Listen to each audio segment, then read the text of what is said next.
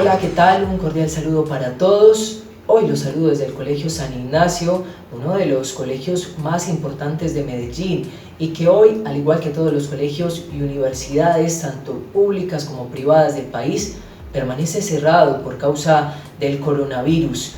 Pues con la llegada de la COVID-19, muchas de estas instituciones educativas se han visto obligadas a reinventarse para seguir educando a sus estudiantes desde sus casas y se han tenido que acoger a nuevas formas de enseñar con el fin de continuar con el calendario escolar en medio de este aislamiento preventivo obligatorio.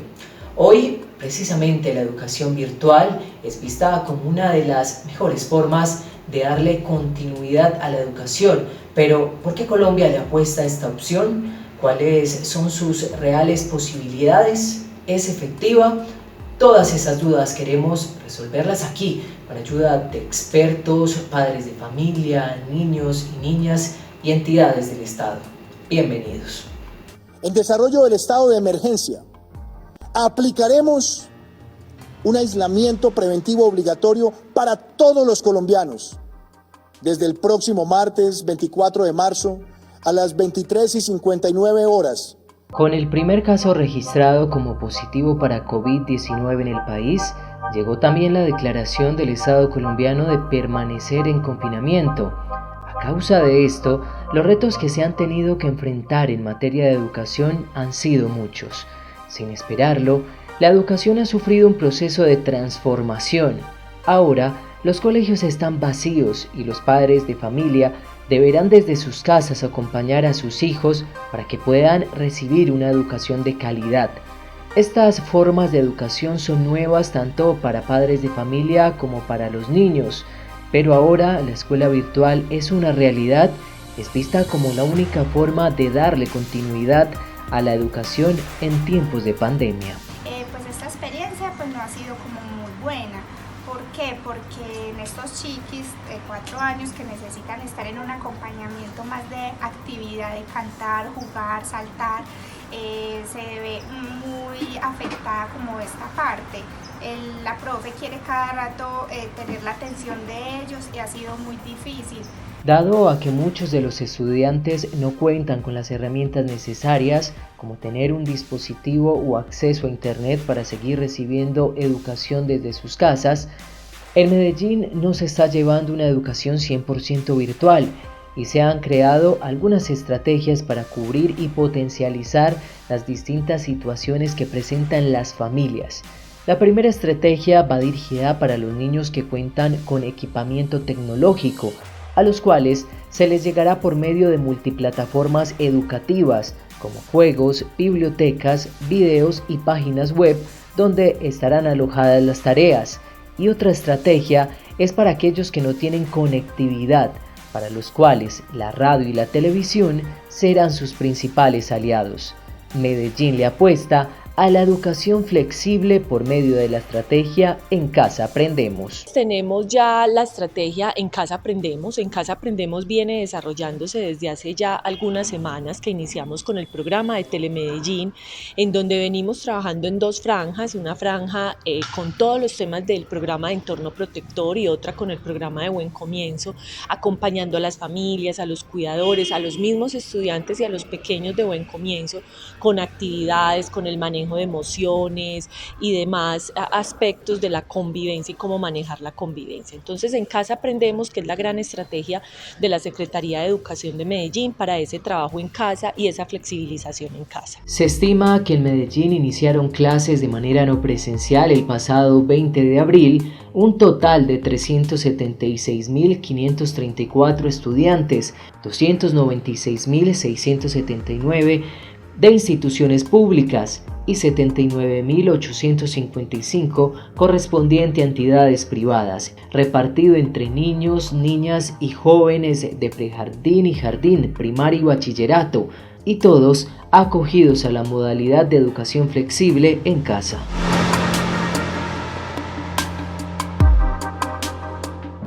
Las herramientas que está utilizando mi colegio pues me parecen un poco malas porque pues a veces los profesores no respetan los horarios, entonces nosotros no tenemos como la hora exacta en la que tenemos que conectarnos a la clase. A veces hay interrupciones de niños y no precisamente es como para hacer preguntas, sino que por ejemplo ponen música o sale la mamá regañando o cosas así. Por el momento no se sabe si estas estrategias son las indicadas y si van a tener un resultado positivo en la educación. Según el Laboratorio de Economía de la Educación de la Pontificia Universidad Javeriana, aproximadamente el 63% de los estudiantes en educación media de colegios públicos en Colombia no tiene acceso a Internet ni computador en su hogar.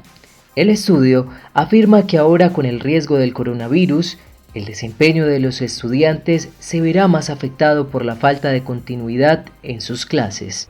Estudio en el colegio parroquial San Judas Tadeo. Me gusta estudiar virtual, así pasaré tiempo con mi familia. La educación virtual está superando todas las barreras, permitiendo que un estudiante motivado a aprender pueda cambiar su vida y formarse por medio de plataformas online. Debido a la COVID-19, el Ministerio de Educación ordenó a todas las instituciones cerrar las puertas a la presencialidad. Es por esto que muchos estudiantes están accediendo a la virtualidad con el fin de culminar sus objetivos académicos. Es innegable que esta contingencia no eligió rango social ni económico, pues la afectación llegó para todos. A pesar de que la salud fue uno de los aspectos que más ha tenido trascendencia, la educación virtual llegó sin aviso y sin preparación.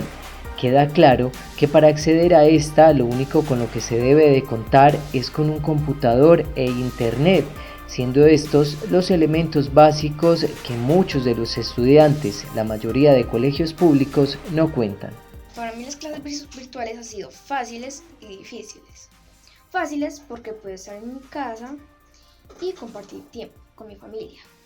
Difíciles porque no es lo mismo que me explique mi mamá a la profesora.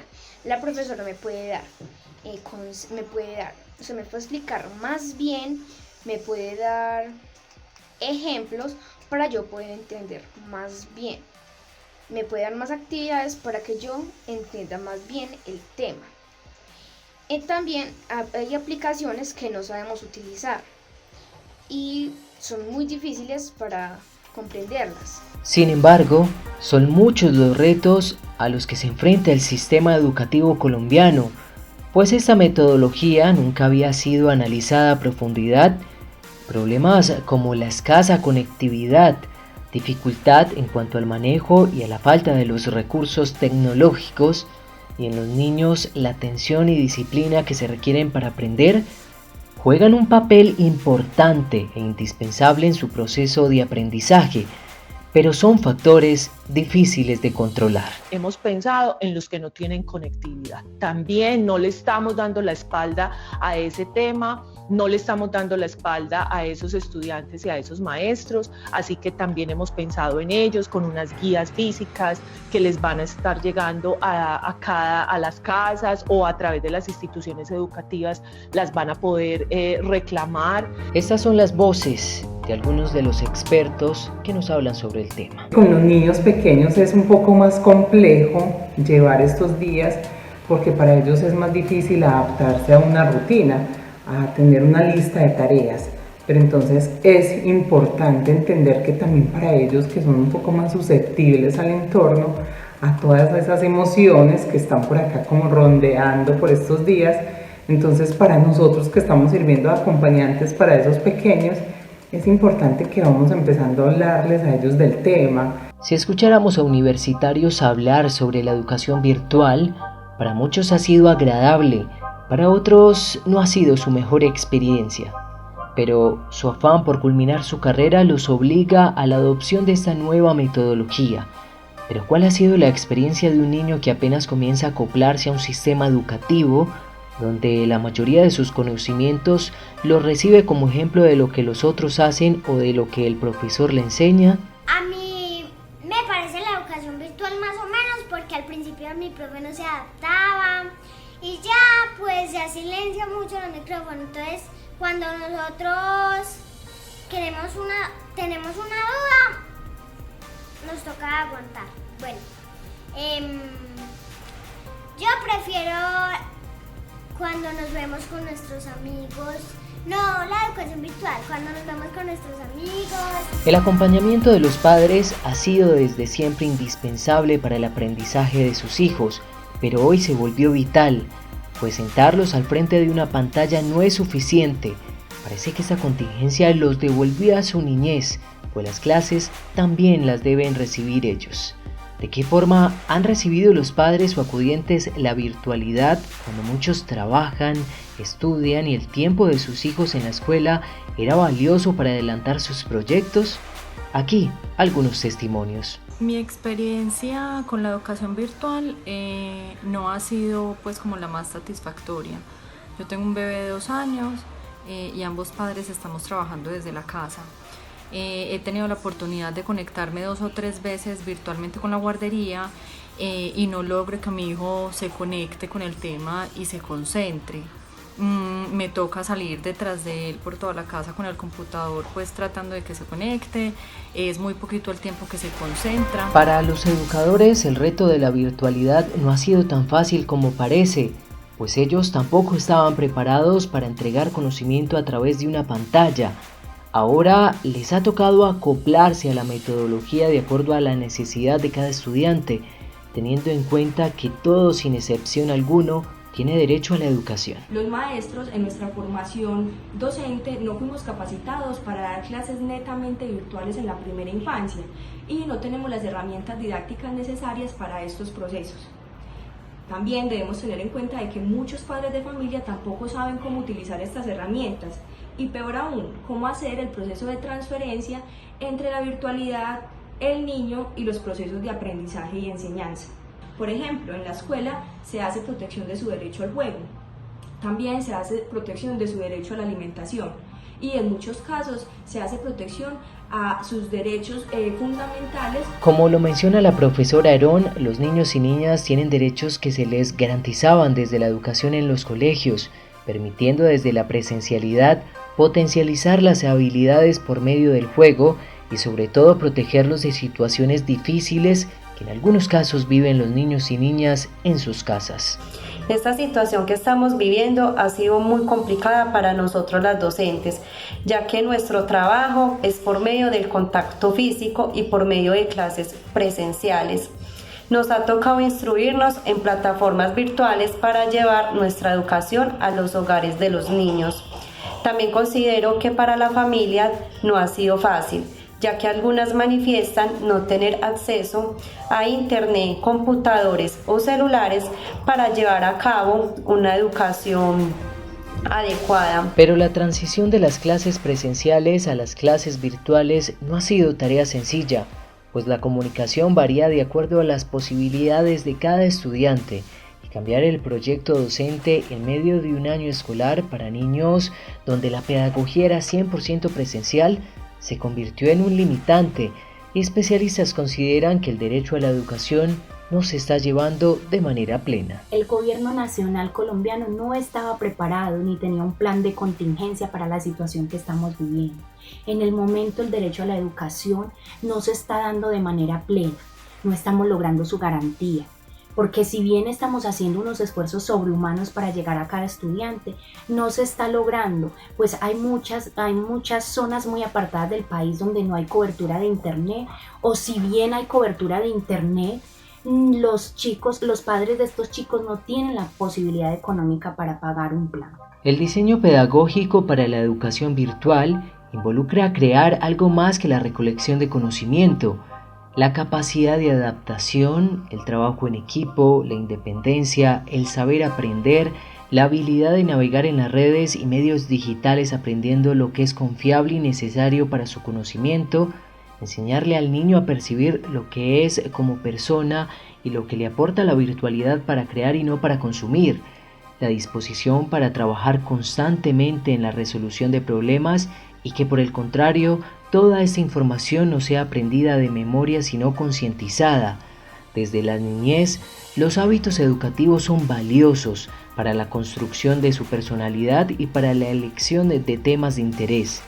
El reto de los docentes y padres de familia será grande para que a través de la virtualidad el amor por aprender sea más grande que la distancia. Me ha gustado la educación virtual porque he pasado más tiempo en familia y me cuido del coronavirus. Y no me ha gustado porque pierdo la conexión a internet y pierdo tiempo de clase. Esta pandemia no solo ha cambiado nuestra rutina y nuestros hábitos diarios, sino que también nos ha cambiado la vida por completo. Ahora solo nos queda adaptarnos y aprender a vivir con este virus hasta que haya una solución, en este caso una vacuna. Y el reto para el país será buscar estrategias efectivas que permitan continuar con la educación. Uno de los pilares más importantes que puede recibir un niño en su edad temprana. Hasta el momento se tiene planteado que los niños y jóvenes continuarán con el estudio en casa hasta el próximo 31 de mayo, decisión tomada por el Gobierno Nacional bajo las recomendaciones de la Organización Mundial de la Salud, pero aún se desconoce el día o por lo menos una fecha exacta para el regreso de las clases presenciales en los colegios y universidades, tanto públicas como privadas del país, ya que el presidente ha asegurado que estas deben continuar en casa hasta que la curva de contagio descienda en el país. Por supuesto, los retos serán muchos. Muchas gracias a todos ustedes por acompañarnos. Hasta una próxima ocasión.